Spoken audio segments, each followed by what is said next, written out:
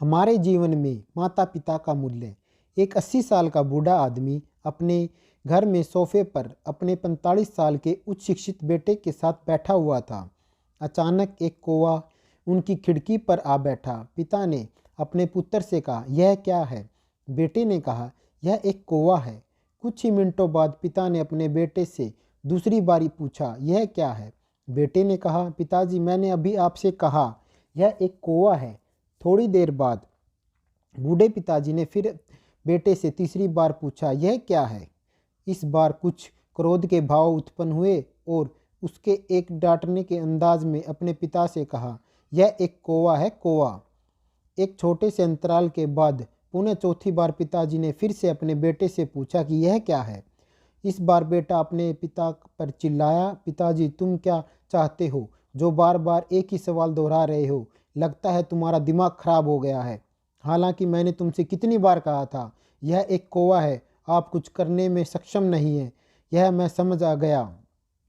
थोड़ी देर के बाद पिताजी अपने कमरे में चले गए और वापसी में एक अपने हाथ में डायरी लेके आए जिसको वह उस समय लिखते थे जब उनका बेटा पैदा हुआ था। और उन्होंने उस डायरी के एक पृष्ठ खोलकर अपने बेटे को पढ़ने को दिया।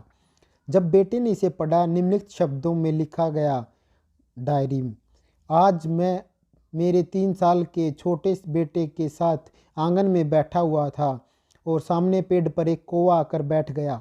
मेरे बेटे ने उसको देखकर मुझसे पूछा, पिताजी यह क्या है? तो मैंने उसे कहा, बेटा यह कौवा है। उसने यह प्रश्न मेरे से कई बार पूछा, लेकिन मैंने हर बार उसका जवाब दिया और स्नेह का अनुभव होता था और मैं उसके मस्तक को चूम लेता था।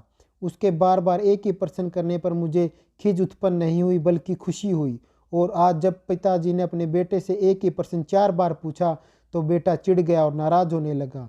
इसलिए मेरे भाई बहनों, यदि आप माता पिता को वृद्ध हो गए हैं तो उनको बोझ मत समझकर घर से मत निकालो। उनका पूरा मान सम्मान दो जिससे वह हकदार हैं। ऐसा करके आप अपने कोई एहसान नहीं कर सकते, क्योंकि उन्हें आपके जन्म से लेकर आज तक अपने परिश्रम निस्वार्थ की बारिश की है। उन्होंने आपको समाज में सम्मानित व्यक्ति बनाने और आपके पैरों पर खड़ा करने के लिए अपना पूरा जीवन होम कर दिया। किसी भी मुसीबत से टकरा गए, कभी किसी दुख दर्द की परवाह नहीं की, खुद भूखे रहकर आपको खिलाया, तभी आज इस रूप में हैं। अतः मेरे भाई बहनों, हकीकत को पहचानो और यह बात सोचो कि हमारे माँ बाप का व्यवहार कैसा है।